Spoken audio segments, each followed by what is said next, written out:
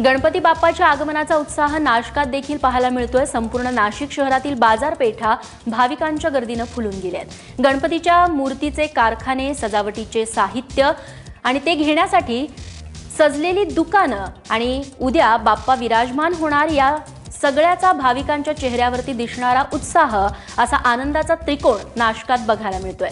सध्या अंतिम टप्प्यात आलेल्या गणपतीच्या स्वागताच्या तयारीचा आढावा घेतलाय आमचे प्रतिनिधी सागर वैद्य यांनी। पूजेसाठी आवश्यक असलेली भांडी असतील, त्याच्यासाठीचं साहित्य असेल, अगदी पानांपासून तर सुपारीपर्यंतचं पूजेचं साहित्य असेल, देवाची कापडं, उपकरणं, सुपाऱ्या, अगदी कापूर अगरबत्तीपर्यंतचा विचार नाशिककरांनी केलेला आहे आणि त्याच्या खरेदीसाठी नाशिककर मोठ्या प्रमाणावर आता घराच्या बाहेर पडलेले आहेत। खरं तर उद्या सकाळपासून गणपतीच्या आगमनाची लगबग सुरू होईल, मुहूर्त साधले जातील आणि अगदी गणपतीच्या पंडालपासून तर घराघरामध्ये गणपती राय जे आहेत ते विराजमान झालेले असतील।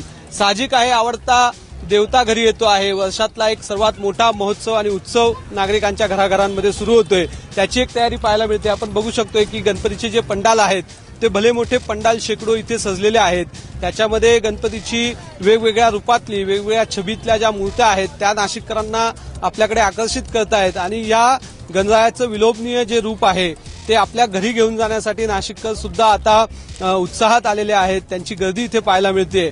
एकूणच काय तर उद्या सुरू होणाऱ्या गणेशोत्सवाच्या उत्सवाचं पर्वाचं स्वागत करण्यासाठी नाशिककर सज्ज झालेले आहेत। कॅमेरामन किरण कडारेसह सागर वैद्य, एबीपी माझा, नाशिक।